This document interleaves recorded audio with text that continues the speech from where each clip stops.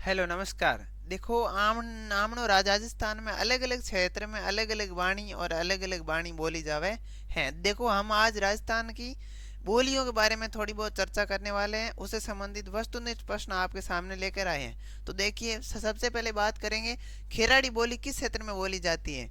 तो ये खेराड़ी की बात करें तो ये हमारे टोंक और भीलवाड़ा क्षेत्र में जो है ये बोलियां बोली जाती हैं। अब बढ़ते आगे। देखो राजस्थानी भाषा दिवस कब मनाया जाता है। महत्वपूर्ण प्रश्न है, शानदार प्रश्न है। तो ये देखो इसमें 21 जनवरी को नहीं युवा दिवस मनाया जाता है। 30 मार्च को राजस्थान दिवस।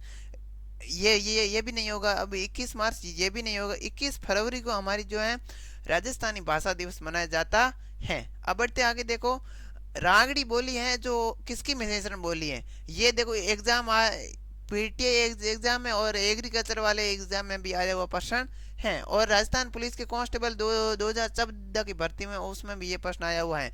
तो देखो क्या कह रहा है, रागड़ी बोली जो है किसकी मिश्रित बोली है।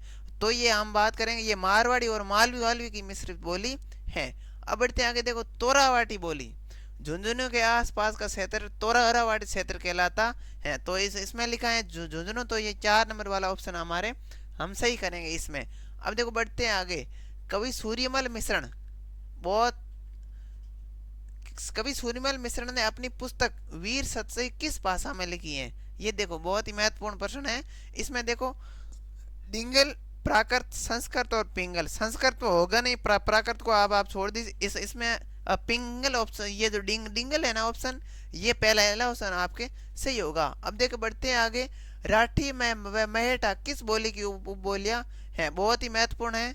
राठी और महेटा ये है ना मेवाती क्षेत्र संबंध रखती हैं। अब देखो राजस्थान की किस बोली पर मराठी भाषा का प्रभाव दृष्टिगोचर होता है।